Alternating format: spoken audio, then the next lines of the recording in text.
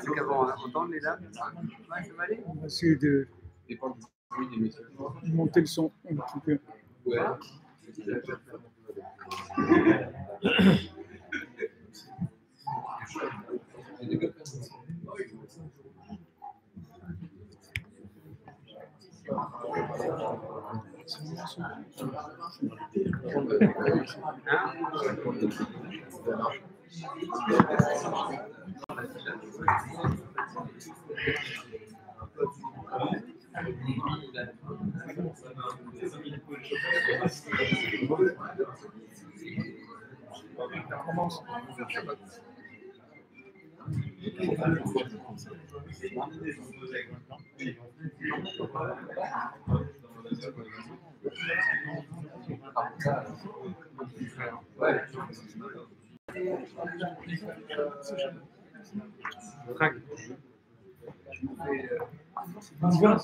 Ouais. Hein, vas-y, fais la pro. C'est bon, on a le droit. Ça y est, maintenant t'es un pro.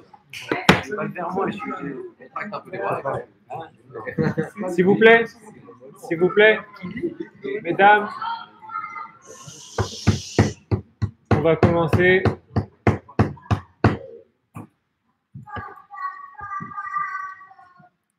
Allez. Shalom Aleichem, bonsoir à tous et à toutes.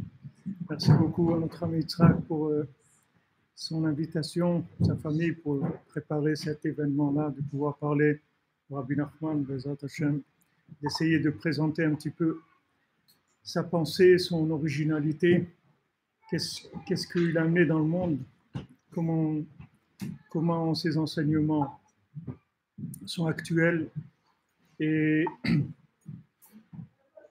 indispensables aussi pour la période dans laquelle on est jusqu'à ce que Mashiach vienne. Alors avant de parler un petit peu de la pensée générale de Rabbi Nachman, on a l'habitude d'aller avec un enseignement pendant plusieurs mois. Rabbi Nachman, il a dit qu'il faut prendre un de ces enseignements et vivre avec pendant quelques mois. Donc on se trouve dans la Torah 52, l'enseignement 52 de l'œuvre principale de Rabbi Nachman, qui est le Likutei Moharan. Vous entendez ou vous n'entendez pas? Vous n'entendez pas? Ouais. Pas le micro.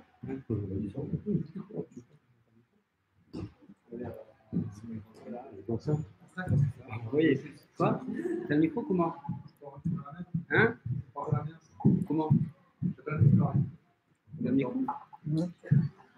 Si vous voulez pour entendre, si elles n'entendent pas. Hein? En combien de temps? Mais je sais pas,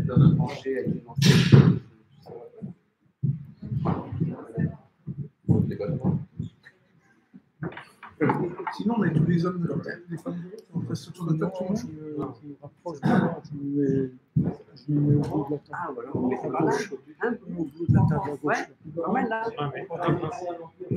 On se met en place. Hein. Hein?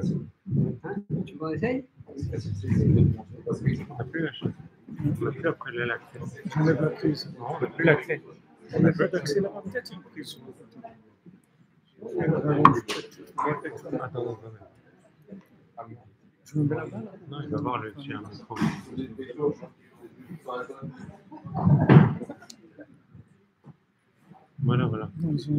Ouais.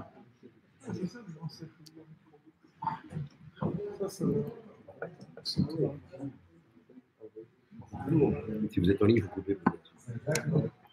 Si vous êtes en ligne, il faut couper peut-être. Il y a beaucoup de monde déjà, on va les laisser. C'est désagréable. Tu peux voir le lien quand tu n'es pas là. Le lien. Le lien, On va vous l'envoyer. je sais pas On comment va vous c'est. l'envoyer. Alors, tu peux lui envoyer. On commence, hein, les amis. Sur YouTube. En live. Ouais. Non, mais c'est normal que vous entendiez des bruits de fond parce que je n'ai pas commencé. On va commencer, ça va être plus calme. On cherche un micro pour pouvoir parler plus, que tout le monde puisse entendre, parce que le prochain, il y a du monde.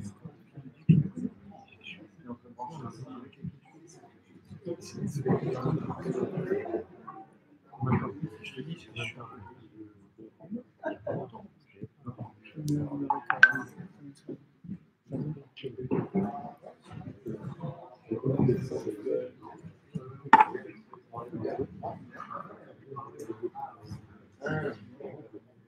Salam, salam,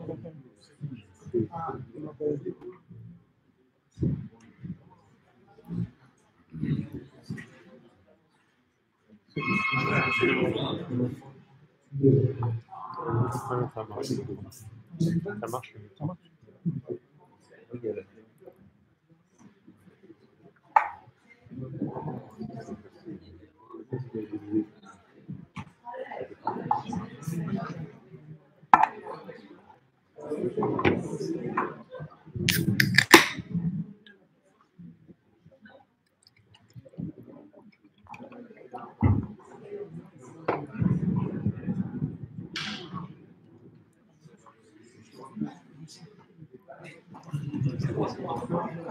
Est-ce que Raph, vous voulez vous accompagner à la guitare? Non? La basse. Ah la basse, c'est ah, bah, c'est super. Hein? Tu le mets sur la cheminée derrière. Ah non, parce que sinon on va prendre de l'arsène. Tu le mets vers là, pour que ça l'arsénise pas. Un petit peu. Baisse-le un petit peu. Petit blocage. Ah mais ici il manque le... C'est la figure. 1, 2, test. Allô. Baisse-le un petit peu. Attendez, Raph, il n'a pas branché, Raph. Il n'a pas branché. Sinon ça va l'arseniser. Ah, c'est rock'n'roll, c'est rock. C'est comme les Arabes. Oui, sur en direct. 1, 2, micro.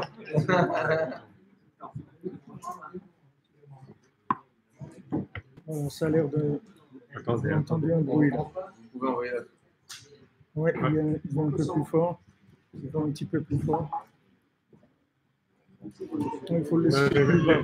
Mets-le en bas, Il faut le laisser plus bas. Alors, voilà. Je ne sais pas si... C'est bas. Non, mais laisse-le comme ça parce que après c'est pas assez fort. Alors, plus fort, peut-être que vous le rapprochez du...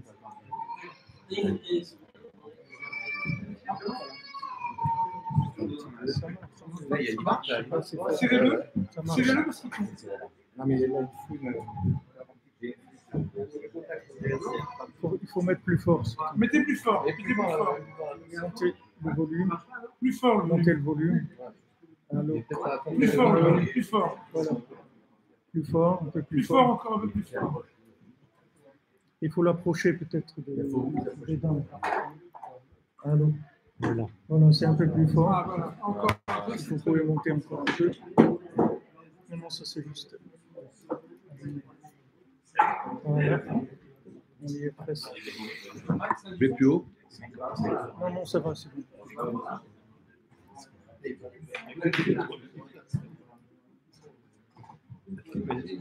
Allez-y là. Alors, Allez-y. bonsoir. Un petit peu de son. Un petit peu. Elle a fond là-bas. Vous êtes à fond? Vous êtes à fond, plus Non, fort. le réglage. Test micro. Encore plus Je crois fort. que vous n'êtes pas. Allô? Protection de tout. J'ai l'impression que. Ouais. Et pas chambé. Non. Non, vous trompez là. Non, ça c'est plus haut.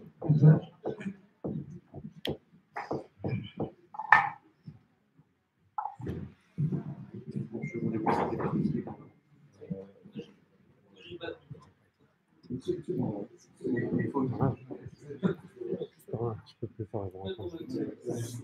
Aussi un petit support.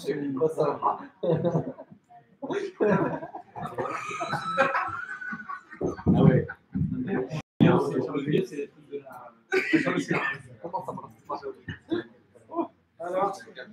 ça va. Les bêtes, ça va.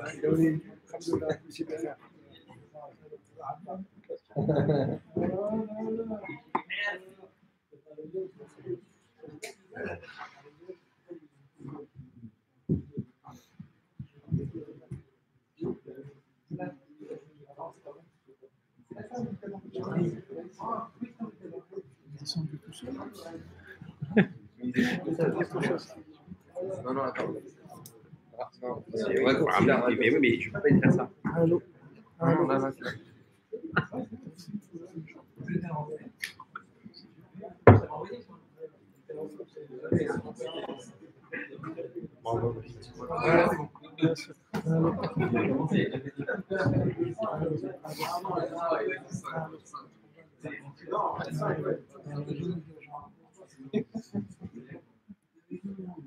Grave harmonica, précis.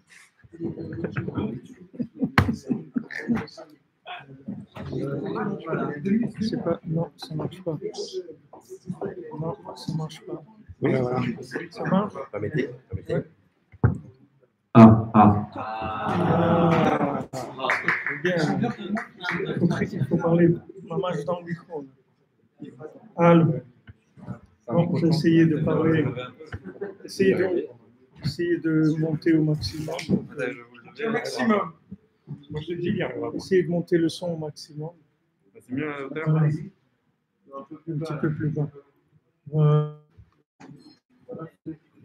Bravo, Hachem. Il y a un peu de son. Il faut taper dans la membrane. Un apéro, je peux pas Faut chercher le. Non, mais C'est vous qui trouvez les track, je pense que si on fait silence, c'est bon, ça va. Ouais, c'est sûr. Ouais. Il va On parler va un petit peu essayer de plus fort. trouver le. On va essayer de trouver le juste. Voilà, on est bien. Lieu. Ok. Bezrat Hachem.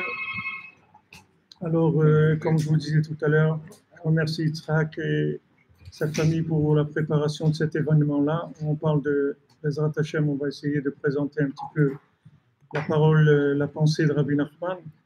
Avant, je vous ai dit, on est dans l'enseignement 52, qui est une des bases de toute la pensée de Rabbi Nachman, qui est la communication avec Hachem et la communication avec les autres et avec soi-même. Rabbi Nachman, il a basé toute sa façon d'enseigner sur cet enseignement, qui est en fait la base de la Torah.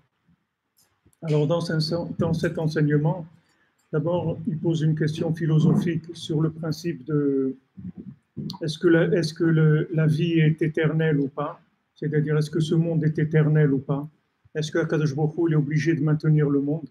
Est-ce que Dieu peut détruire le monde, Chas v'Shalom, ou il est obligé d'aller jusqu'au bout et de finir le plan?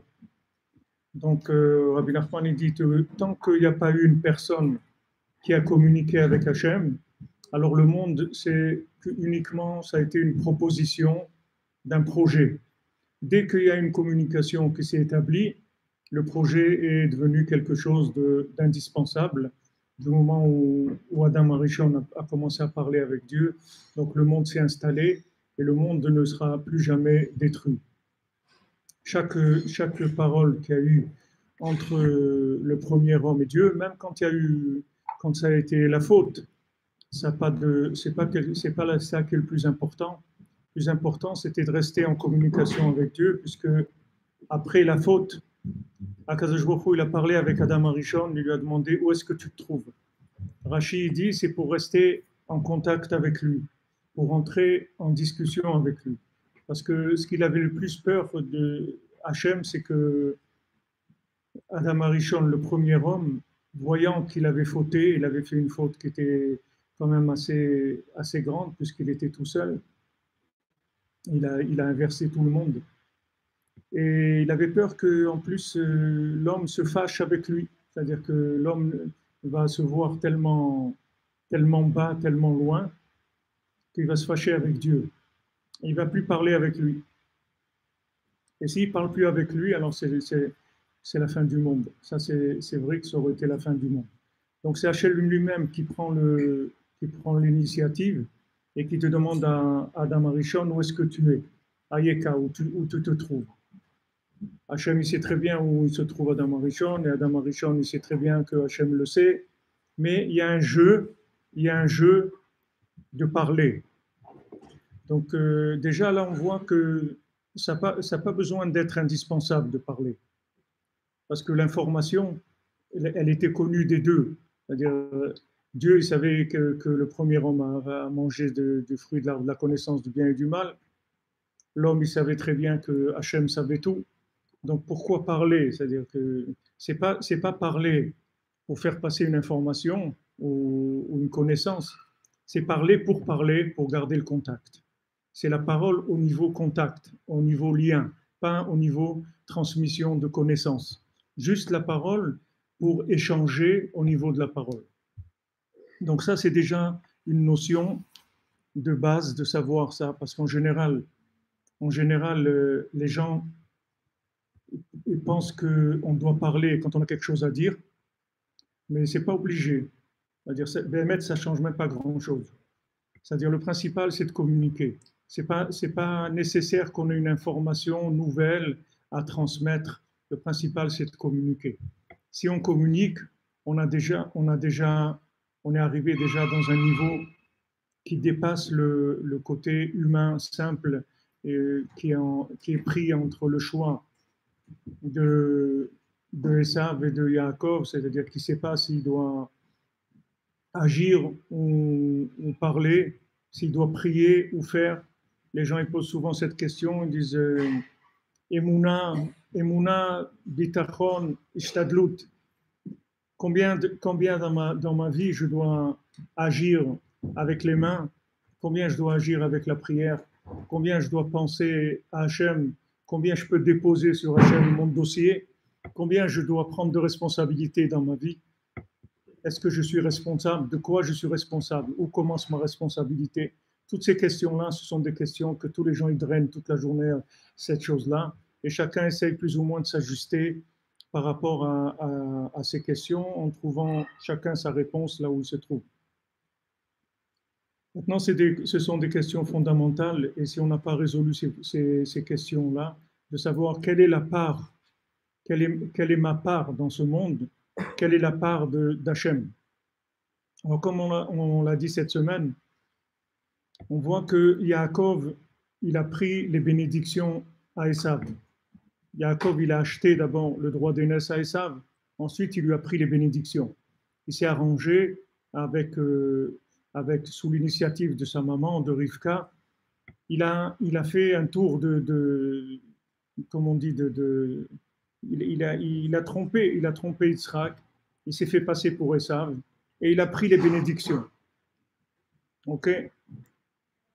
Est-ce que maintenant on a besoin de ça? C'est-à-dire, est-ce que Yaakov, il peut dire à sa maman, excuse-moi, si Hachem il veut me donner à manger, il peut me donner à manger. Je n'ai pas besoin de me déguiser en Esav en prenant le risque que mon père il peut découvrir le poteau rose au milieu et qu'il va me maudire ou je vais avoir des problèmes.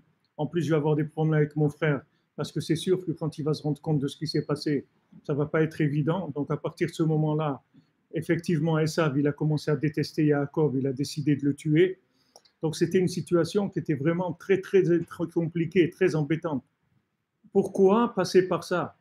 Pourquoi passer par ça? Yaakov, c'est Emet, c'est le moufrar des Avot, c'est parmi tous les Avot, Abraham, Yitzhak et Yaakov. Yaakov, c'est le meilleur, c'est si vous voulez, le plus raffiné, le plus dans l'équilibre, le plus dans la vérité, qui a déjà équilibré, était très. On voit qu'on est obligé et que Yitzhak lui-même, il veut bénir Esav, il ne veut pas bénir Yaakov. Alors on nous dit, bon, parce que Esav, il arrivait à tromper son père, il lui disait, ouais, comment on prélève la dîme sur le sel, etc. Mais vous pensez qu'un homme comme Yitzhak, on peut le tromper? Vous croyez qu'un homme comme Yitzhak, c'est quelqu'un qu'on peut tromper? Ce n'est pas quelqu'un qu'on peut tromper. Yitzhak Avinu, on ne peut même pas imaginer ce que ça veut dire au point de vue capacité humaine et compréhension et sensibilité. S'il a senti, quand Yaakov est rentré, s'il a senti l'odeur du Gan Eden, c'est d'abord, il savait ce que c'était le Gan Eden, puisqu'il a reconnu l'odeur, et il savait ce que c'était l'odeur du Gan Eden. Donc, ce n'est pas quelqu'un qu'on va avec 2 ou 3 attitudes de, comme on dit, de zèle religieux. C'est pas avec ça qu'on va tromper Yitzhak. En fait, le problème d'Yitzhak, c'était pas qu'il voulait pas donner les brachot à Yaakov. C'est que il a vu que Esav, il serait indispensable dans le monde. Que Yaakov, il pourrait pas se passer de Esav. Et s'il voudrait se passer de Esav, il s'en sortirait pas. C'est comme quelqu'un qui veut se passer de son corps. Parce que Esav, c'est le corps de Yaakov. Il veut se passer de son corps. Il y a des gens, pour s'élever, ils estiment que le corps, c'est trop lourd. Alors, ils veulent se débarrasser du corps. Ils veulent infliger au corps un régime très, très dur pour pouvoir libérer la spiritualité, pour que l'âme puisse monter. Alors, ils jeûnent, ils font des mortifications, font des actions très, très dures par rapport au corps pour que le corps s'affaiblisse dans son audace, dans sa force, dans son influence et qu'il libère l'âme. Que l'âme, elle puisse avoir un petit peu plus de contact à un niveau plus élevé. Mais en fait ça aussi, c'est un problème, parce que si on affaiblit le corps, alors on a affaibli les moyens que l'âme a d'agir dans le monde. Donc on n'a rien gagné. On n'a rien gagné. On a affaibli le corps. Alors l'âme, elle ne peut pas produire. C'est comme vous dites, j'ai une machine, mais elle fait trop de bruit. Ok, je vais baisser la vitesse de la machine, comme ça elle fait moins de bruit. Mais si tu baisses la vitesse, elle va produire moins aussi. Donc si tu baisses l'intensité du corps, l'âme aussi, elle a moins de force pour faire ce qu'elle a à faire. Si quelqu'un ne mange pas, il ne dort pas beaucoup, alors il va arriver à un moment où il va devoir faire des choses, il va pouvoir les faire. Donc on a besoin de notre corps. On a tellement besoin de notre corps qu'on peut transgresser Shabbat pour notre corps, mais pas pour notre âme. Vous pouvez prendre la voiture pour aller accompagner une maman qui doit accoucher, mais vous ne pouvez pas prendre la voiture pour aller faire un cours de Torah dans une communauté où les gens ils risquent de ne pas mettre les tefilines si vous ne venez pas, par exemple. Ils vous disent, voilà, Rav, si vous ne venez pas faire le discours ce Shabbat, ben, sachez qu'on met plus les tefilines ici. Eh ben, tant pis pour vous, ne mettez plus les tefilines. Mais je n'ai pas le droit de prendre la voiture pour venir vous enseigner. Donc pour l'âme, on ne peut pas transgresser Shabbat. Et pour le corps, on peut transgresser Shabbat. Non seulement on peut, mais c'est une mitzvah de transgresser Shabbat quand il y a lieu de le transgresser. Pour le corps. Parce qu'on dit, il vaut mieux que quelqu'un il transgresse un Shabbat et après il va en faire plusieurs des Shabbats. Il va transgresser un Shabbat, mais après il va en faire plusieurs. C'est-à-dire que maintenant on va regarder le côté du corps et on va assurer la continuité du fonctionnement du corps plus que celle de l'âme. Parce qu'en fait, l'âme, elle est éternelle.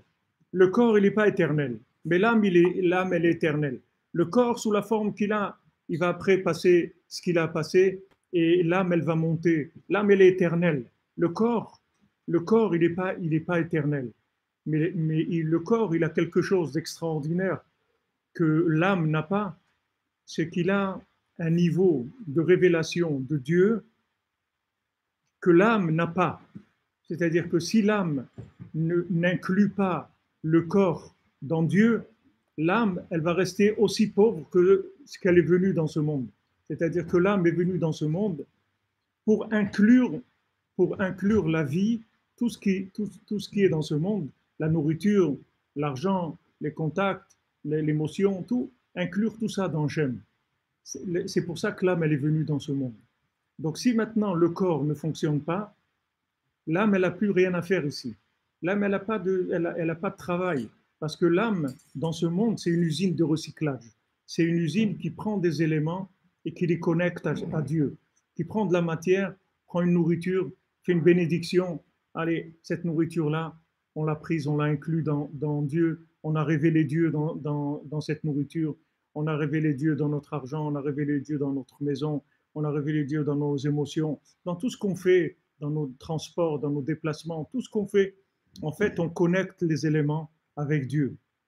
Ça, c'est le but de la création du monde. C'est pour ça qu'on a un corps et une âme. On a un corps et une âme. Si on était des gens spirituels, entièrement, on n'aurait pas besoin de corps. Avec l'âme, ça suffit. Et si on était des gens comme Esav, dans son côté principal, alors on n'a pas besoin d'âme, on consomme, et c'est tout. On passe le temps qu'on a à passer ici. Comme Esav dit, voilà, qu'est-ce que je vais faire avec le droit d'aînesse? Je peux rien faire avec le droit d'aînesse. J'ai pas besoin de ça, moi. Moi, je suis là, de toute façon, je vais mourir, alors donne-moi à manger, et je vais profiter de ce monde. Et quand ça se termine, c'est tout. Mais je ne crois pas dans la vie éternelle. Et ça, il ne croit pas dans la vie éternelle. Maintenant, normalement, Yaakov, il devait avoir la force de transmettre à Esav qu'il y a une vie éternelle qui se trouve dans la matière. Parce qu'Esav, il a eu peur. Comme il a vu qu'il était un spécialiste de la gestion de la matière, il a eu peur qu'il se trouve complètement en dehors de l'histoire. Complètement en dehors, puisque maintenant on n'a pas besoin de lui. Yaakov, il devait lui enseigner que non, il y a une connexion de la matière, et que si jamais il vit Béchalom avec Yaakov, plus que Béchalom, s'il s'inclut dans Yaakov, alors toute la matière qu'il va traiter, alors elle va s'élever, et elle va s'inclure dans l'infini, et lui aussi, il aura une vie éternelle. Mais ce dialogue-là, il n'était pas encore, c'est le moment de pouvoir avoir ce dialogue-là. Comme je vous l'ai dit plusieurs fois, il est écrit que normalement, Esav, c'était David Améler, qui devait être le jumeau de Yaakov. Ce n'est pas Esav. Normalement, le jumeau de Yaakov, c'était David Améler. Après, on va comprendre pourquoi, parce que vous allez voir comment en fait David Améler, il se trouve à l'intérieur de Esav. C'est-à-dire une fois que Esav, il va se débarrasser de tout ce qu'il a comme défaut, et principalement, c'est sa communication avec Yaakov qui est un problème. Quand il va se débarrasser de tout ça, il va arriver à ce que David Améler est arrivé, c'est-à-dire à être Mashiach ben David. Mashiach ben David, ce n'est pas Yaakov. Mashiach ben David, c'est une dimension d'abnégation, de soumission à Hachem totale. Comme il dit David Améler, avec Anit Fila. David Améler, il dit, moi, je suis de la prière. C'est tout. Moi, je suis prière. Je ne suis pas autre chose. Je suis prière. Je ne suis pas autre chose. Ah, David Améler, il a trouvé l'endroit du Beth Amikdash. Il a tout fait pour construire le Beth Amikdash. Hachem, il n'a pas voulu qu'il le construise. Il a dit, c'est ton fils Shlomo qui va le construire parce que tu as versé trop de sang. Justement, David, il avait cette mida-là, ce comportement qui ressemblait à Esav, dans le fait qu'il a dû tuer des gens pour instaurer sa royauté. Et comme Hachem, il ne veut absolument pas qu'on utilise la violence pour instaurer sa royauté dans le monde, parce que si Hachem il avait besoin de violence pour instaurer sa royauté, il n'a vraiment pas besoin des êtres humains pour ça. Hachem, il peut déclencher dans le monde une violence comme le déluge ou la tour de Babel ou Sodome ou des choses comme ça. Hachem, il a tous les moyens pour utiliser la violence. Donc Hachem, il ne veut pas de violence, il veut une reconnaissance de l'homme par son bon vouloir à lui. Il veut que l'homme reconnaisse Hachem, que l'homme reconnaisse Hachem, qui parle avec lui, qui lui demande ce qu'il a besoin, qui le remercie pour ce qu'il lui donne, qu'il établisse un contact avec Hachem. Ça, c'est le but de l'homme. Quand il établit ce contact, après, tout ce qui va toucher dans ce monde, ça va se mettre en contact avec Dieu. Donc Rabbi Nachman est venu dans le monde pour enseigner en fait la communication à tous les niveaux. C'est-à-dire savoir que on n'est pas du tout libre de ne pas communiquer avec Dieu. On ne peut pas avoir un alibi d'un niveau quelconque. On ne peut pas dire moi j'ai pas le niveau, parce que justement la communication avec Dieu, elle est surtout faite pour les gens qui n'ont pas de niveau. Parce que les gens qui ont un niveau, ils n'ont pas tellement besoin de communiquer. Les gens qui ont besoin de communiquer, c'est des gens qui ressentent un manque, qui ont besoin d'échanger. Donc, Rabbi Nachman, il a beaucoup lutté dans sa vie. Il a lutté beaucoup contre son corps. Il a jeûné des semaines entières. Il jeûnait toute la semaine, pendant des semaines et des semaines, pour justement enlever l'audace du corps, la place du corps, pour qu'il laisse plus de place à l'âme, à l'expression de l'âme. Mais quand Rabbi Nachman il a découvert ce qu'il appelle la Hitbodedut, ce qu'il appelle dans cette Torah-là, c'est-à-dire l'isolement pour dialoguer avec Hachem, il a dit dommage que j'ai abîmé mon corps. Si j'avais connu le dialogue avec Hachem, j'aurais pas abîmé mon corps du tout. Je serais arrivé à des choses encore beaucoup plus élevées sans abîmer mon corps.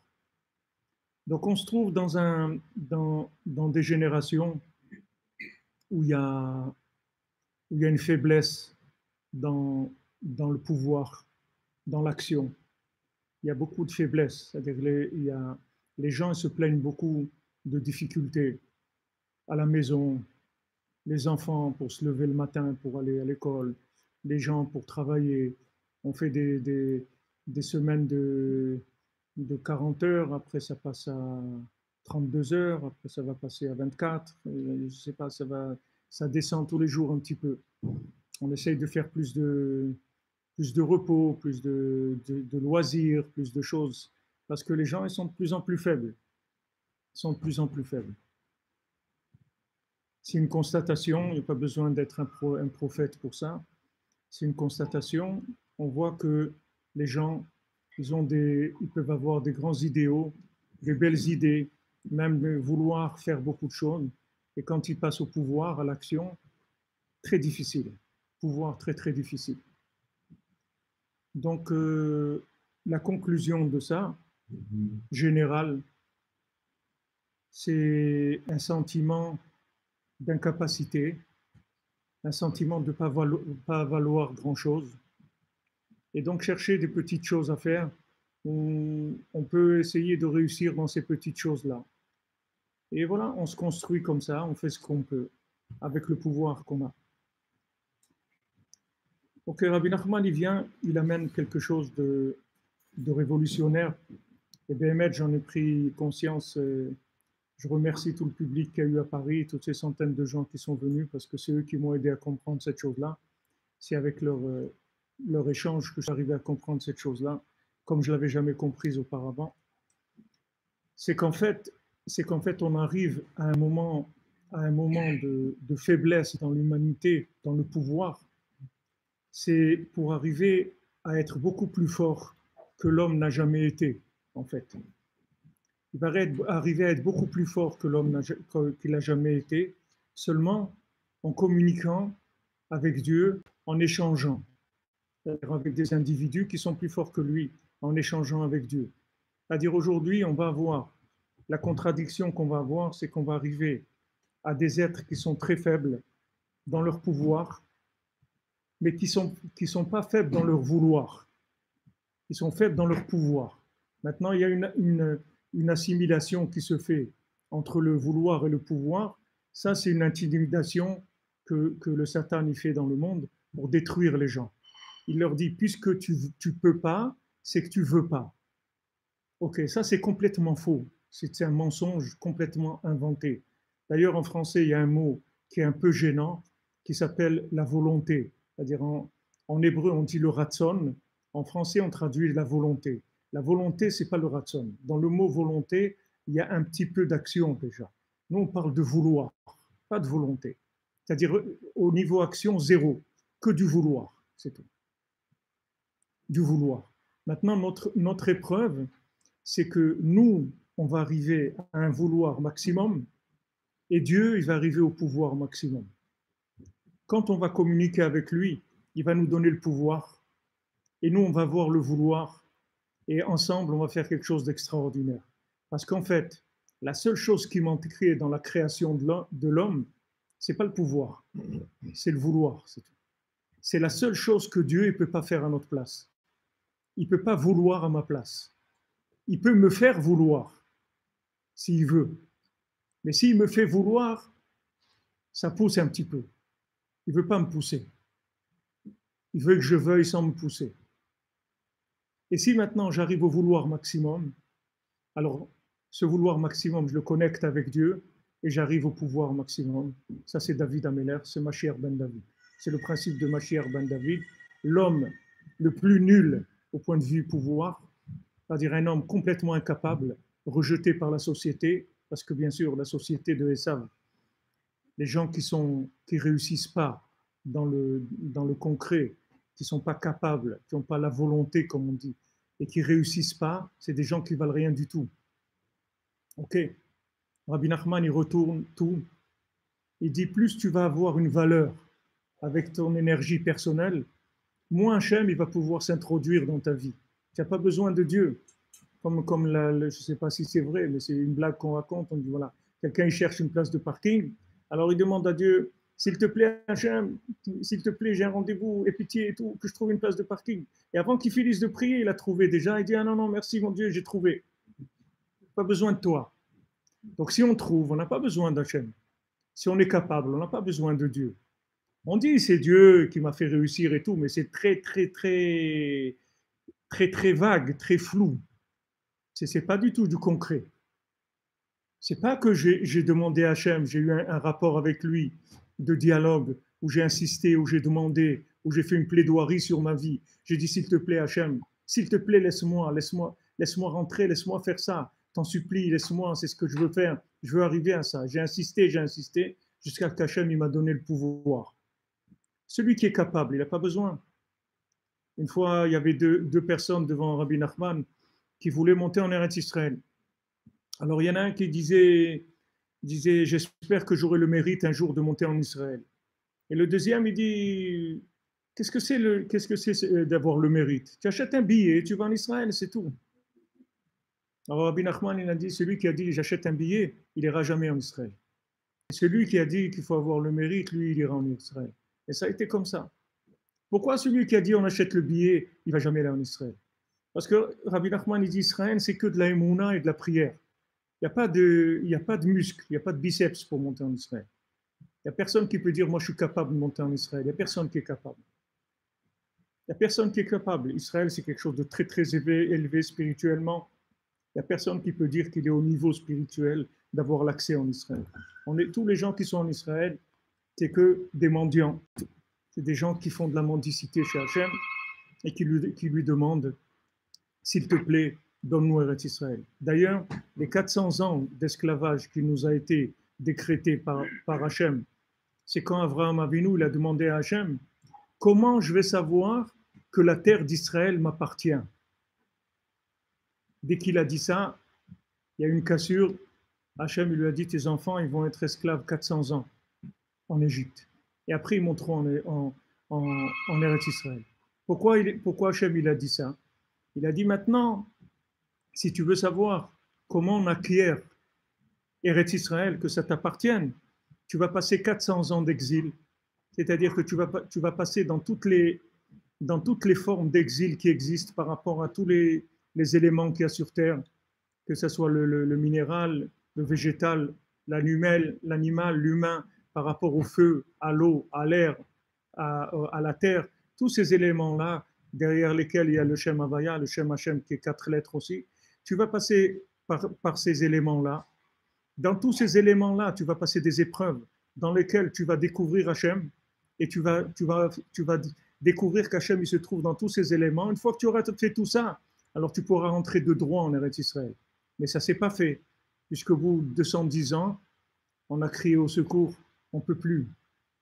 Alors qu'est-ce qu'on fait? Ok, rentrez en Eretz Israël. Mais comment vous pouvez rentrer en Eretz Israël? Ça ne vous appartient pas. Ça ne fait rien. Vous allez rentrer en Eretz Israël sans que ça vous appartienne. Et vous allez prier tous les jours. Et vous allez demander à Hachem qui vous laisse en Eretz Israël, qui vous garde le mérite, qu'il ne vous renvoie pas, que vous restiez toujours en Eretz Israël. Et à ce moment-là, il n'y aura pas de problème. Tu peux pas payer avec ta force, tu vas payer avec ta prière, tu vas mendier. Tu vas dire, c'est Hachem, please, s'il te plaît, laisse-moi en Eretz Israël.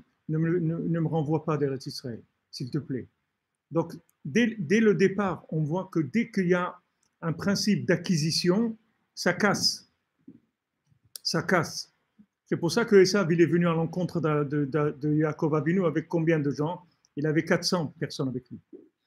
400 personnes avec lui par rapport aux 400 années qu'on devait passer normalement en Égypte. Il est venu nous accuser sur ça, qu'en fait, on n'allait pas tenir, et ça serait sa façon devant les tribunaux en haut, de nous accuser. Alors, il est venu avec 400 hommes. D'ailleurs, entre parenthèses, Je vous dis juste en français pourquoi on dit les 400 coups, c'est pour ça, parce qu'il n'y a aucune trace en français pourquoi on dit les 400 coups, les pas 200 coups, les 600 coups et les 800 coups. Les 400 coups, ça vient de là, des 400 hommes de Esav, que c'est la valeur numérique aussi de mauvais œil. Le mauvais œil, c'est-à-dire, le mauvais œil, c'est de dire à quelqu'un qu'il n'est pas capable, qu'il n'a pas le mérite et qu'il n'est pas capable. Donc on commence par dire aux gens qu'il n'a pas le mérite. Non, pardon, on commence à dire à quelqu'un qu'il n'est pas capable pour en faire un esclave, l'esclave de la matière, pour l'exploiter au maximum.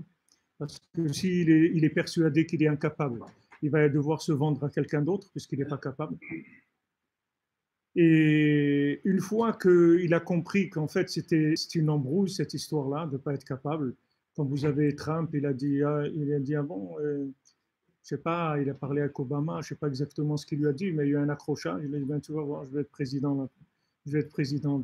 Maintenant Trump président, il n'y a aucune chance dans la logique. Il n'y a aucune chance, un bonhomme comme ça, il ne peut pas être président, c'est impossible. D'après les critères des gens qui votent, je parle. Je ne parle pas d'après d'autres critères, mais d'après des gens qui votent, c'est impossible, c'est même pas jouable, c'est même pas d'essayer d'aller contre lui, il ne va jamais passer. Et alors là, il est passé. Pourquoi il est passé? Pourquoi il est passé? Parce que c'est quelqu'un qui croit en lui, c'est tout. Il a confiance en lui. Rabbi Nachman dit, si tu veux avoir confiance dans Hachem, d'abord, il faut que tu aies confiance en toi. Parce que si tu n'as pas confiance en toi, tu n'auras jamais confiance dans Hachem. Imaginez quelqu'un, il a confiance il croit qu'il y a une centrale électrique qui peut donner 10 000 volts. Ok, mais lui, il croit que lui, il peut recevoir 2 volts. Donc, en fait, la centrale électrique pour lui, c'est 2 volts, c'est pas plus que ça. Le reste, c'est de la fantaisie, c'est pas autre chose. Même si Hachem, il peut te donner tout, mais est-ce que toi, tu crois que tu peux recevoir tout? Est-ce que tu crois que tu peux recevoir tout? Et c'est ça la réponse que Yaakov, il donne à Esav. Esav, il dit, moi, j'ai beaucoup, parce que moi, je vais développer dans la matière, et je vais faire beaucoup. Et Yaakov, il dit, moi, j'ai moi, j'ai tout. Moi, j'ai tout. Les Avot, ils avaient tout, vous voyez. Hachem, Birach et Avraham, Bakol, il avait tout. Qu'est-ce que c'est ce tout-là? Ce tout, ça veut dire j'ai tellement pris conscience de ma dépendance par rapport à Dieu que je reçois tout ce dont j'ai besoin. Je reçois tout de Dieu parce que j'ai compris que je suis entièrement dépendant de Dieu.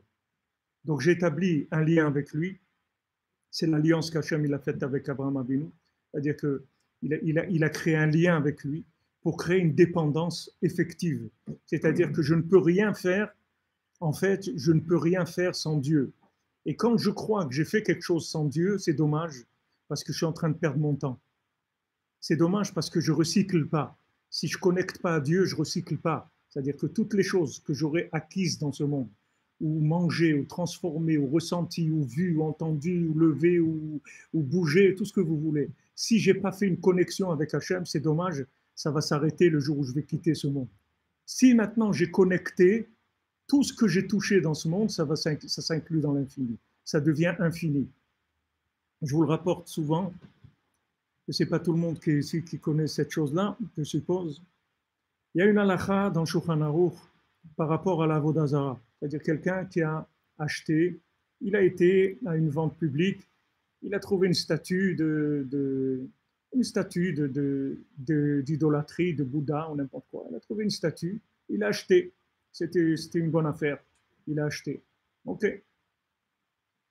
Maintenant, il rentre chez lui. Qu'est-ce qu'il a à faire avec cette statue? Il n'a pas envie de bouder, lui. Il a envie de vivre. Bon, okay. Alors, il prend cette statue, il la fait fondre pour faire une table, une cuisine, ce qu'il veut. Maintenant, est-ce qu'on a le droit de faire ça? On a le droit de faire ça. Un juif, d'après la halakha, il a le droit d'acheter une statue qui a servi à l'idolâtrie et de la transformer, d'en faire des objets pour sa maison, même pour la synagogue, on peut faire un Arona Kodesh pour la synagogue, il n'y a aucun problème. Quand est-ce qu'on n'a pas le droit d'utiliser cette statue et qu'elle est entièrement interdite et qu'elle n'aura jamais la possibilité d'être utilisée? C'est si un juif, il a fait Avodah Zara de cette statue. Si un juif, il a servi cette statue, c'est terminé. Pourquoi? Parce que tout ce qu'un juif y touche, il inclut dans Dieu. Donc cette Avodah Zarah, elle est inclue maintenant dans Dieu, c'est fini. On ne peut plus l'extraire et dire que voilà, maintenant on va la transformer, c'est fini. Il a servi cette Avodah Zarah. Même une idole. Maintenant, on ne parle pas que ce juif, il a prié à la synagogue. Il a servi une idole. Du moment où il a servi cette idole, elle est connectée à l'infini. On ne peut plus la détruire et en faire autre chose. Elle devient interdite pour l'éternité. Elle n'a plus du tout de réparation possible. Donc cette attitude de connecteur, si vous voulez, c'est ça notre nature. C'est-à-dire la spécialité d'un juif, c'est ça. C'est que le juif, il est capable de connecter les éléments en Dieu. Donc, c'est ça. Donc Yaakov, il n'a pas peur parce qu'il a tout. Donc il dit, toi Esav, tu viens avec du nombre, de la quantité. Moi, je ne viens pas avec de la quantité. Moi, je viens avec de la connexion. Tout. Tout, c'est valeur numérique 50. D'accord? Kol, c'est des valeurs numériques 50. Quand on est sorti d'Égypte, on était à la 49e porte de l'impureté. Au bout de 210 ans, au secours, sauf qu'il peut, on va disparaître complètement en Égypte. Donc Hachem décide de nous faire sortir. 80% du Ham Israël, ils sont restés en Égypte, ils sont morts en Égypte. Ok, il n'y a que 20% qui sont sortis. 80%, ils ont disparu.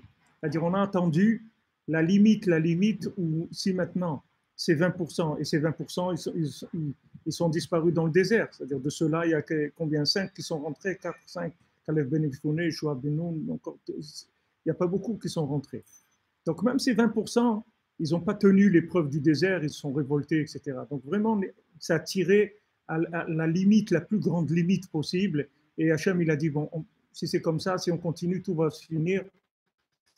Allez, vous sortez des miracles, il fait une mise en scène très forte, il pousse, il met de la lumière, des trucs, il envoie Moshe Rabbeinu très très fort, tout le monde est poussé au maximum et on ramasse les 20% qui ont encore un peu des mouna et des trucs, on les fait sortir. Okay.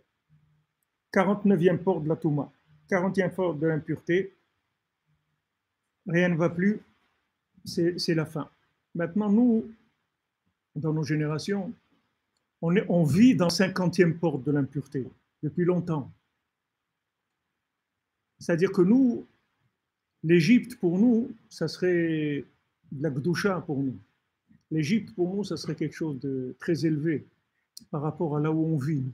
C'est-à-dire si quelqu'un, il pouvait aller maintenant en Égypte à l'époque de Paro, comment il pourrait servir Hachem et être un juif complètement inclus dans Hachem, étudier la Torah et tout. Nous, on est dans la 50e porte de la Touma depuis longtemps. La 50e porte de la Touma, c'est qu'il n'y a plus de repères logiques. Les 49 portes, il y a de logique. Les 49 portes, les principes de 49, comme on fait Sphirata Omer, ça vient de 7 sphirotes. Des 7 sphirotes qui sont si vous voulez, des esprits, des cerveaux, des façons de voir les choses. Il y a le Chesed, il y a la Gvura, il y a le Tiferet, Netzach, Hod, Yesod, Malchut. Ce sont des concepts, si vous voulez. Des concepts spirituels dans le monde matériel. Dans le monde matériel, il y a des concepts spirituels qui gèrent la spiritualité et qui ont une logique, comme ils fonctionnent. La bonté, ça a une logique, la rigueur, ça a une logique, l'harmonie, ça a une logique, l'alliance, ça a une logique, le pouvoir, ça a une logique, la splendeur, toutes ces choses-là, elles ont une logique qui fonctionne dans ce monde. Tant que maintenant, on était dans les 49, pourquoi Hachem ne voulait pas nous laisser passer dans la 50e? Parce que tant qu'on était dans les 49, il y avait une possibilité logiquement de rattraper quelqu'un. C'est-à-dire, vous preniez quelqu'un qui était tombé. En fait, tombé, ça veut dire qu'il a mal utilisé la chose. Par exemple, quelqu'un qui est bon de nature, alors il faut l'éduquer dans sa bonté de manière à ce que sa bonté, elle serve à révéler Hachem. Sinon, sa bonté, elle va aller dans des choses qui sont négatives, qui vont détruire le monde, qui vont le détruire à lui. La rigueur, c'est pareil. La rigueur, est-ce que la rigueur, c'est bien ou c'est pas bien? Ça dépend pourquoi on l'utilise. Si on l'utilise pour servir Dieu, la rigueur c'est bien. Et si on l'utilise pour détruire, alors c'est pas bien. Dans toute la logique, il y a un côté bien, un côté pas bien. Je vais pas aller plus longuement sur ça parce que sinon on va aller dans des choses qui sont. Vous avez compris le principe, c'est ça le principal. Maintenant, la 50e porte, il n'y a plus de logique. C'est fini. C'est fini. n'y a plus de logique. C'est-à-dire, vous ne pouvez plus raisonner. Vous voulez raisonner quelqu'un, vous ne pouvez pas. Il n'y a plus de raison. C'est fini. Vous dites, mais attends, mais tu comprends pas ce que tu fais là, c'est pas bien. Il ne comprend rien. Il ne comprend rien. Lui ne comprend rien et vous ne comprenez rien non plus. Et il n'y a personne qui va nous comprendre. C'est pour ça qu'aujourd'hui, tous les grands tzadikim qu'il y avait, comme le Baal Shem Tov, Rabbi Shimon Bar Yochai, ils ne veulent pas venir avec nous. Ils ne peuvent pas venir avec nous. Ils ne peuvent même pas parler avec nous. Parce qu'il n'y a aucune logique dans la transmission. Aucune logique. Il n'y a rien enseigné dans la logique. C'est fini. C'est la 50e porte. C'est le Sha'ar HaNun. Pourquoi on n'est pas sorti? Pourquoi Hachem ne nous a pas laissé en Égypte jusqu'à qu'on arrive aux 50e porte? Parce que Moshe Rabbeinu, il n'était pas arrivé dans la 50e porte de la pureté. Comme il n'était pas rentré dans la 50e porte de la pureté, il ne pouvait pas nous faire sortir de la 50e porte de l'impureté. Donc dès que c'est arrivé aux limites de la logique, Hachem il a dit ça y est, tu les fais sortir. On ne peut pas rester là-bas. Parce que s'ils continuent encore un tout petit peu, ils ne sortiront jamais. Parce que la 50e porte de l'impureté, il n'y a plus de repères. Il n'y a plus de repères de logique. On ne peut plus raisonner. Vous voyez où on se trouve aujourd'hui. Vous voyez comment est le monde. Vous voyez les réactions qu'il y a, la politique, tout ce que vous voulez. Vous voyez qu'il n'y a plus de logique, il n'y a plus de raisonnement. On est à la fin de tout ce qui peut être logique dans le monde. Donc Rabbi Nachman, il est venu à ce moment-là de l'histoire avec la clé de la 50e porte que Moshe Rabbeinu n'avait pas. Comme le Zohar dit, quand Moshe Rabbeinu il a voulu prendre le Erev Rav, c'est-à-dire tous les intellectuels d'Égypte, Hachem il n'était pas d'accord. Parce que Moshe Rabbeinu n'avait pas la force de faire rentrer ces gens-là en Eretz Israël. Mais Moshe Rabbeinu, c'était quelqu'un qui avait de la miséricorde et il voyait le bien chez eux. Il a dit non, ça va aller, etc. Ok, ces gens-là, c'est eux qui nous ont fait faire le veau d'or, c'est eux qui ont fait tous les problèmes. À chaque fois que vous voyez des gens dans le désert qui se plaignent, c'est eux, c'est ces gens-là qui se plaignaient. C'est pas qu'ils étaient méchants, c'est qu'ils n'étaient pas capables. C'est pas parce qu'ils c'était trop fort pour eux, donc ils commençaient à se plaindre parce que c'est trop dur pour eux, les épreuves du désert.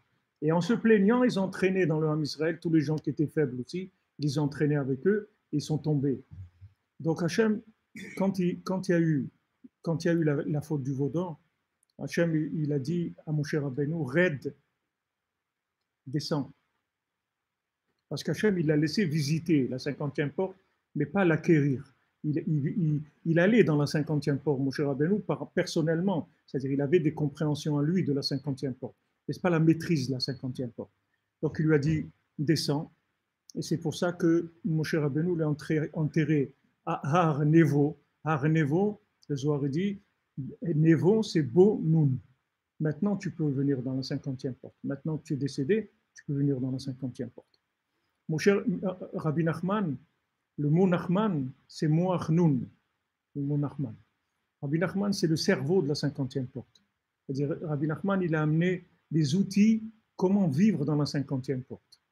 Comment on fait quand il n'y a plus de logique? Comment on fait quand on n'a plus de force? Comment on fait qu'on n'a plus le pouvoir? On n'a plus le pouvoir sur son conjoint, on n'a plus le pouvoir sur ses enfants, on n'a plus le pouvoir sur ses employés, on n'a plus le pouvoir sur nous-mêmes. Comment on fait quand on n'a plus de pouvoir? Il n'y a pas de pouvoir. On veut parler, on veut expliquer logiquement, ça ne marche pas. Ça ne marche pas, on ne comprend rien, il n'y a pas de logique. La personne va dire oui, j'ai compris, et 5 minutes après, elle recommence la même chose. On n'arrive pas à communiquer avec la logique. D'accord? Rabbi Nachman, il dit voilà, dans la 50e porte, la seule chose qui va marcher, c'est d'ouvrir son cœur et de transmettre les choses avec le cœur. Comme la Torah elle dit, ce qui rentre dans le cœur et ce qui sort du cœur, alors ça rentre dans le cœur de l'autre. C'est-à-dire que maintenant, si je veux transmettre aujourd'hui, pour transmettre, d'abord il faut que j'aime ce que je veux transmettre. Si je suis un professeur qui enseigne quelque chose qu'il n'aime pas, ça ne va pas marcher, je ne pourrai pas le transmettre. Parce que les gens aujourd'hui, des enseignements logiques, ils n'acceptent pas. Et d'ailleurs, mon épouse m'a dit qu'elle était chez quelqu'un qui traite aujourd'hui les enfants qui ont ces problèmes à l'école qui sont vus comme des génies à l'école et qui remettent en place les profs. Je ne parle pas de violence à l'école, hein, des pistolets sur les... C'est pas de ça que je parle. Je ne parle pas de violence à l'école. Je parle des enfants qui remettent en cause le professeur en lui montrant qu'il ne sait rien du tout. C'est-à-dire aujourd'hui, il y a des enfants, et les parents ils les font traiter pour ça, qui arrivent à prouver au professeur en fait qu'il n'aime pas ce qu'il enseigne. Donc, c'est pas nécessaire qu'il enseigne parce qu'on ne comprend rien à ce qu'il raconte. Et lui-même, il ne comprend rien à ce qu'il raconte. Et il lui prouve ça. Donc ça, c'est la nouvelle génération, là, les jeunes de maintenant. C'est les nouveaux problèmes qu'on traite de ces jeunes. Je ne sais pas s'ils les appellent des génies, je ne sais pas comment ils les appellent. Mais en tout cas, c'est quelque chose qui est connu dans les milieux des gens qui traitent les problèmes d'approche et de comportement. C'est quelque chose qui est connu aujourd'hui.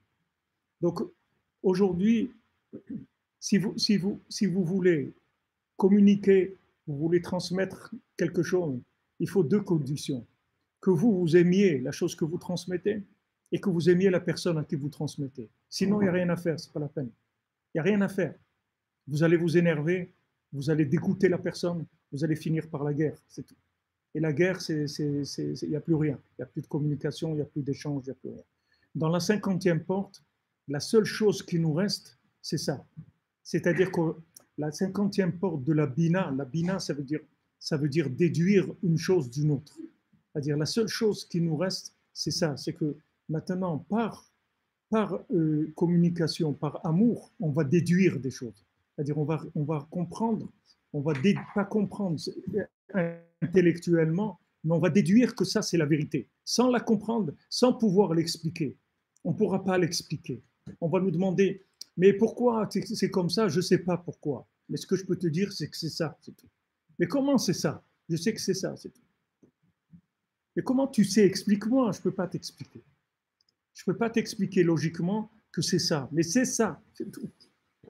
Tu ne peux pas, comme quelqu'un qui se marie, rencontre son conjoint, comment logiquement expliquer pourquoi vous êtes marié avec cette personne-là?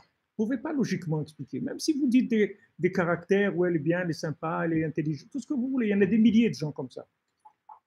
Il y a des milliers de gens qui ont ces qualités-là. Pourquoi vous êtes marié avec cette personne-là? Pourquoi celle-là et pas une autre?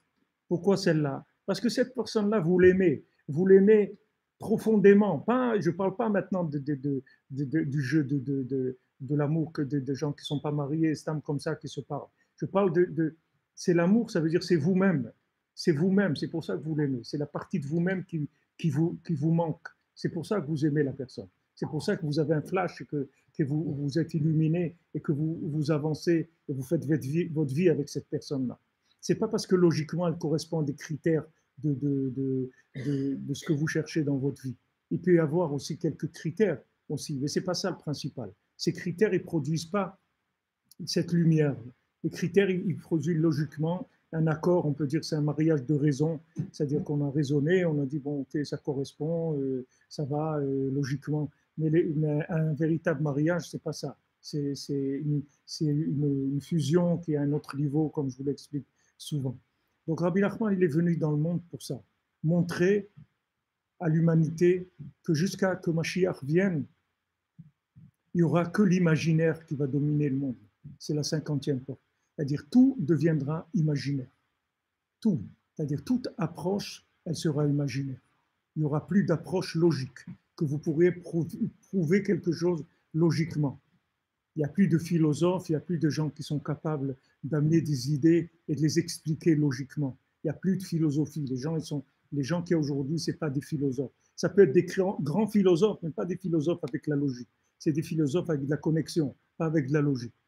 Par contre, si vous rentrez dans la connexion, alors là, vous n'êtes pas limité. Vous pourrez arriver à des choses où l'être humain n'est jamais arrivé dans ce monde.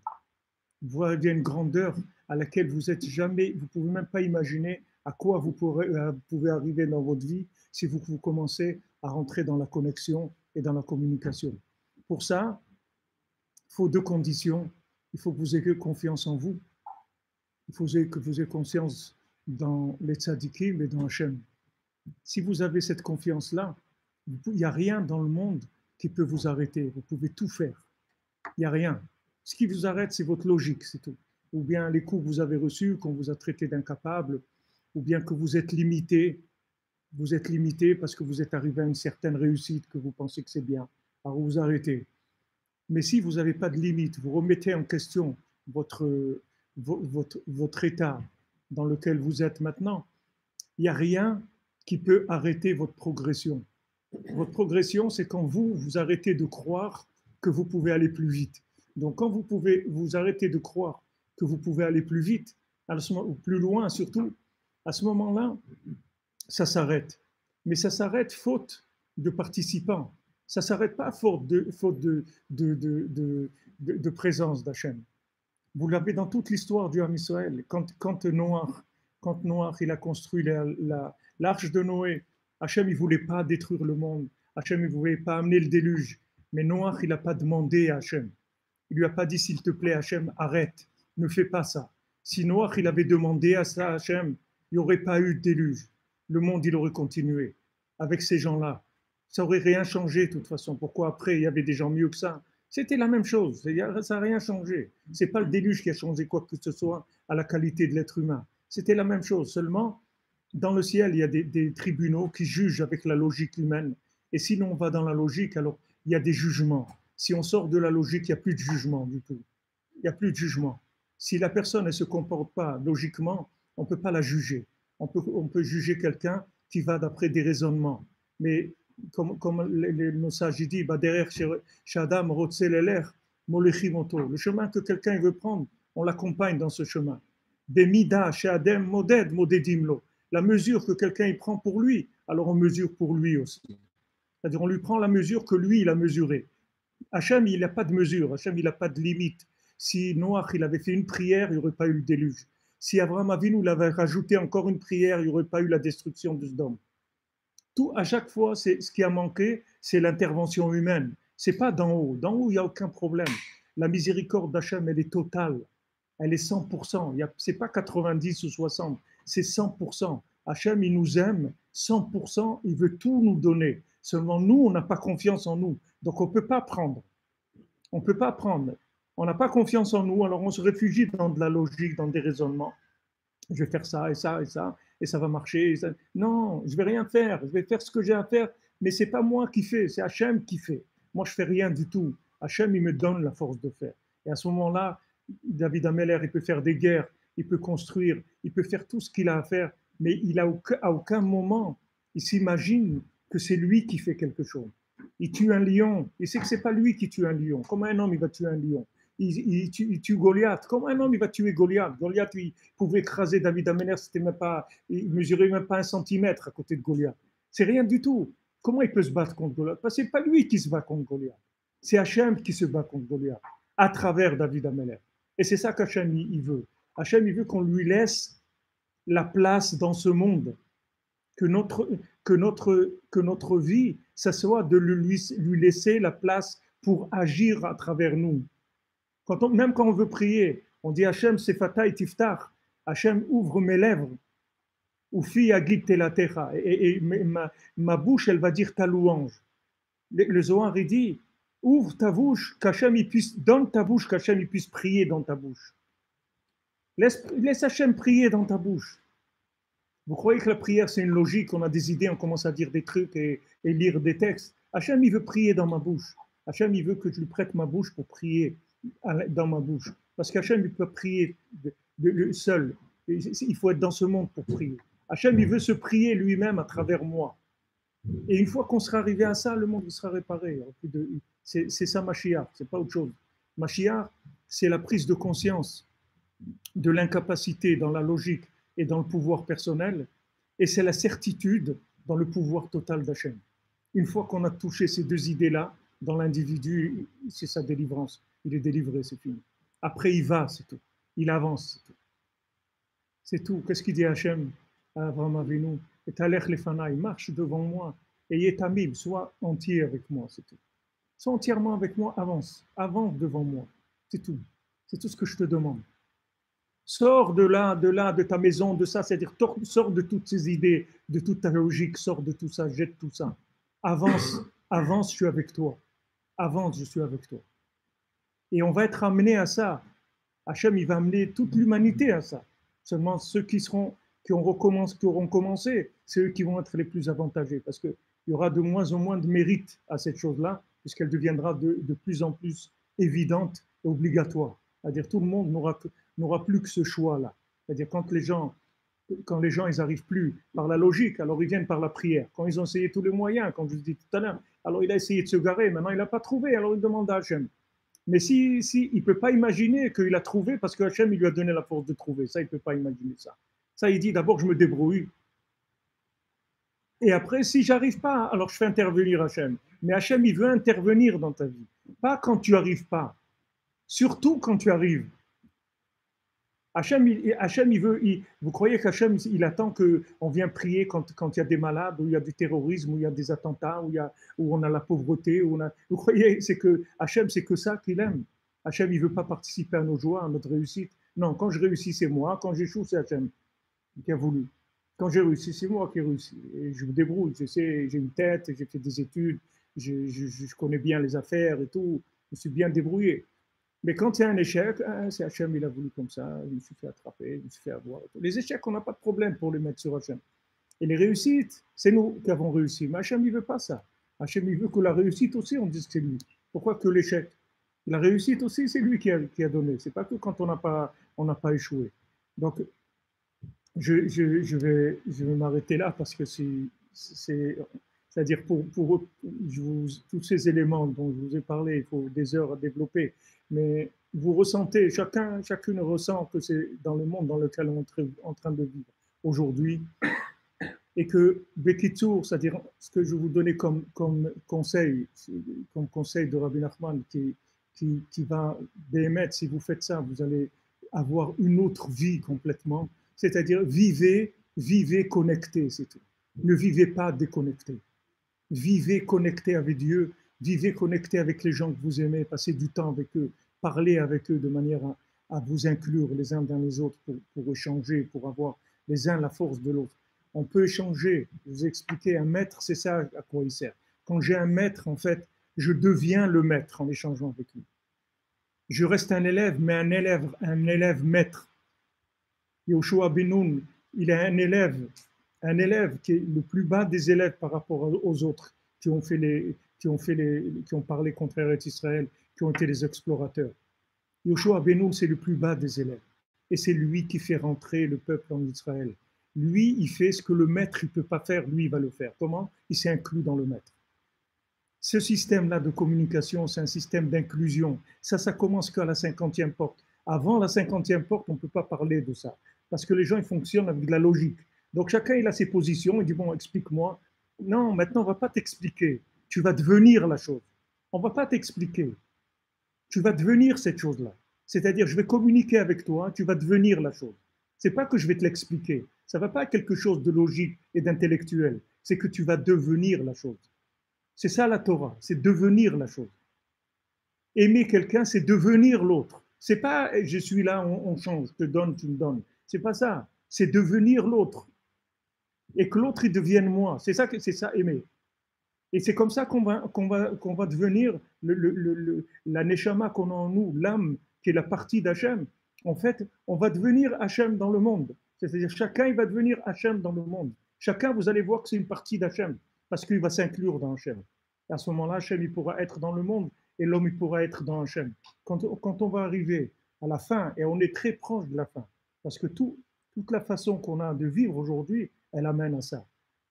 Quand je vous le dis, vous pouvez peut-être découvrir des choses. On ne dit rien de nouveau ici. Dans tout ce que je vous ai dit ici, il n'y a rien de spécial. C'est que des choses très simples.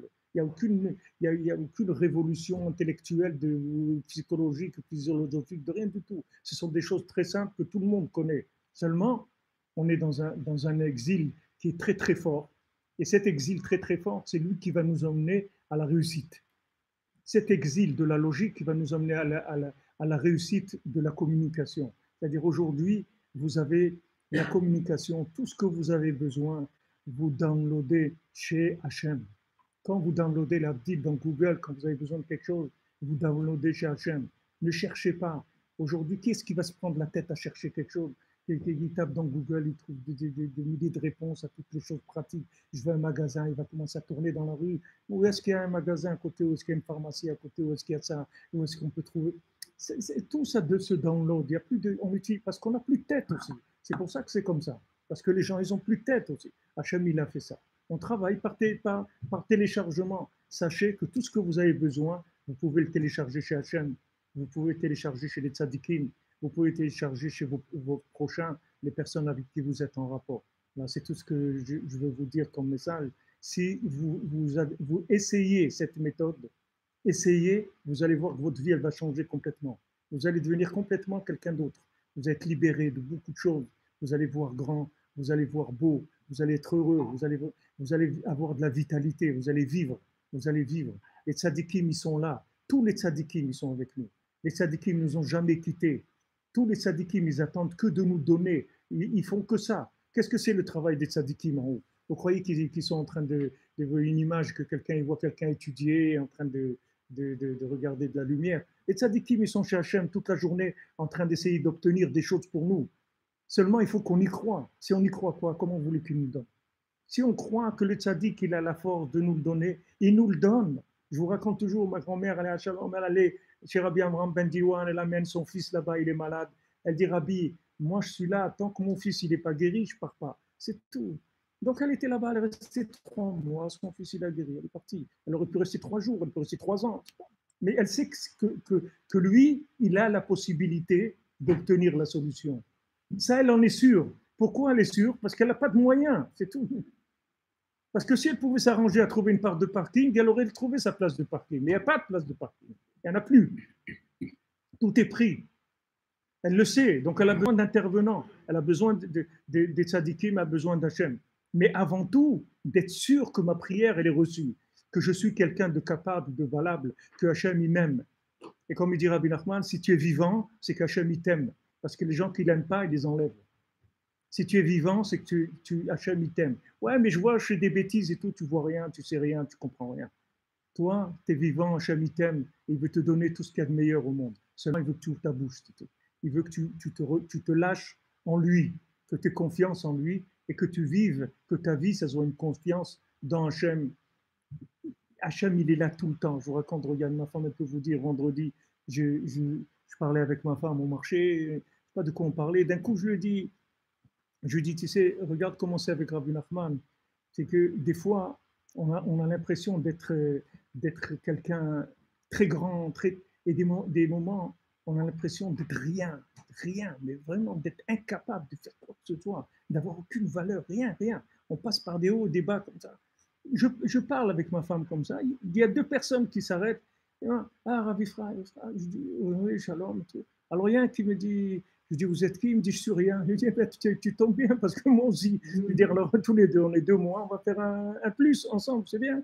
Alors on a discuté un petit peu.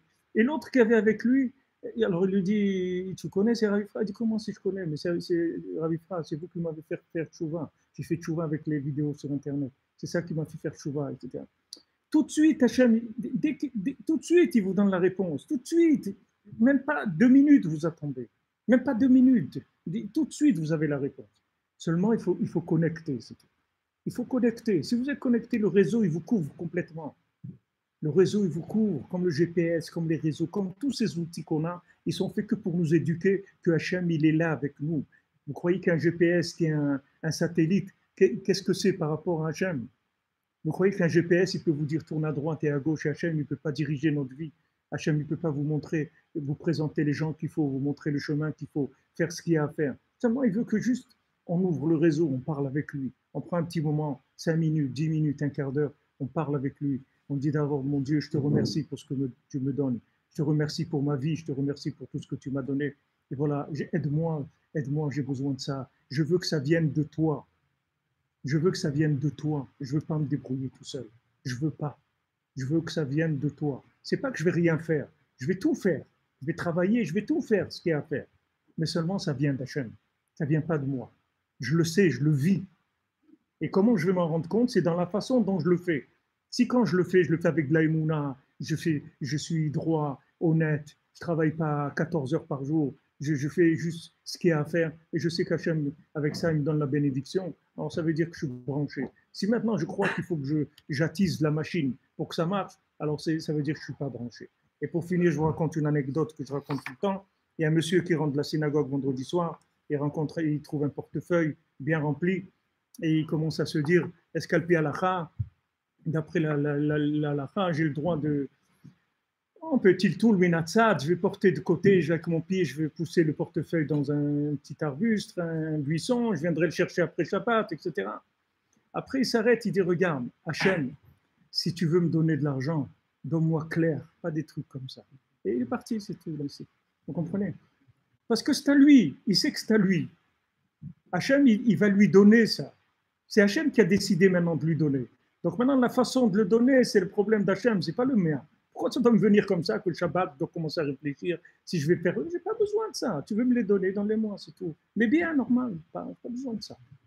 Bezrat Hashem, Shei Be'atzlacha, et Bezrat Hashem que dans cette maison, avec des smachot, Bezrat Hashem, que Bezrat Hashem, d'ici, de ces paroles-là, vous allez voir à Paris, il va y avoir beaucoup d'adoucissement, beaucoup de gens qui vont se rapprocher, beaucoup de gens qui vont monter en Eretz Israël, beaucoup de gens qui vont se rapprocher d'Hachem, beaucoup de gens qui vont avoir du shalom entre eux, que tout le monde soit béchalom. Chaque endroit où on parle avec le cœur, qu'on veut mettre que tout soit bien pour tout le monde. Alors ça marche, Bezrat Hashem. Rabbi Yitzhak et à ton épouse et qui nous avait permis de passer ce moment-là. C'est ceux qui sont intéressés, on a un site breslev.fr, vous avez 2700 heures de cours dessus. Ces notions-là, elles sont expliquées en long et en large. Et non, mais c'est vrai, je le reconnais, cette fois-ci à Paris, il y a eu quelque chose que j'ai attrapé, que je n'avais jamais attrapé dans ma vie, je vous le dis clairement. Cette notion-là, comme je vous l'ai expliqué là, c'est parce que ça s'est ouvert plus que d'habitude, que comme je la conçois. N'oubliez pas qu'on va contre tout ce qu'il y a dans le monde, donc c'est pas évident pour beaucoup de ceux pour arriver à faire descendre et à comprendre ces choses-là, simples, de manière à ce que ça soit utilisable, pas de la philosophie, des choses simples qui soient notre vie de tous les jours. Bezrat Hashem, Be'atzlacha, que des bonnes nouvelles, Bezrat Hashem, et Hanouka Sameach bientôt, cette semaine, on va faire Rosh Chodesh.